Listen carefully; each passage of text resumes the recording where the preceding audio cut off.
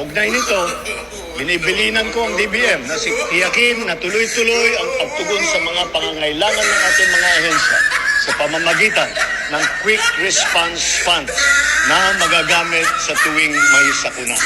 Ito po ang quick response, quick QRF natin, ang katotohanan dyan dahil sa dami ng bagyo ay naubos na.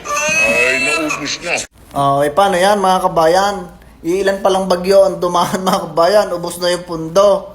At tapos, mukhang totoo mga kabayan, mukhang magkakatotoo yung sinabi ni Ralph Recto na ang magiging utang ng Pilipinas bago bumaba si BBM ay 20 trilyon mga kabayan. Anong bangis? Naibintang ginto, naibintang airport, naibenta yung isang property mga kabayan ng Pinas.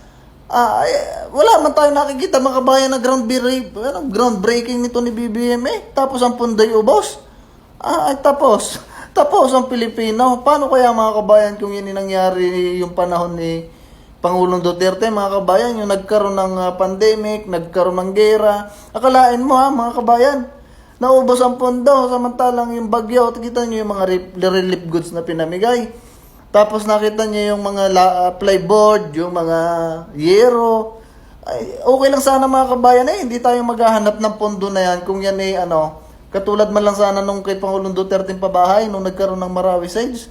Ay okay pa sana mga kabayan ang problema ay, puta ragis, kaya napunta ang pondo mga kabayan. Magtataka ka na lang sa laki ng utang na ng Pilipinas, 3 taon pa lang namumuno si BBM. Wala pa tayong nakita mga kabayan na groundbreaking. Ay meron cutting rebound. Kasi yun yung inabutan ni BBM na patapos ng proyekto. Tapos pangalan niya yung mga pinaglalagay. Tapos talaga ang Pilipino, mga kabayan. Lubog sa utang ang Pilipinas Ano kaya nangyari mga kabayan?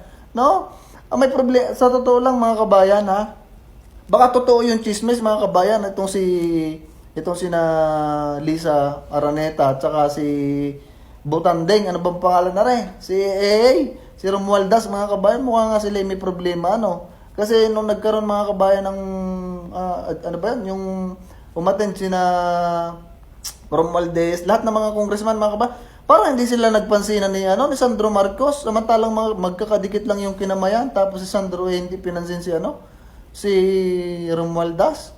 Mukhang may problema mga kabayan yung mga yan.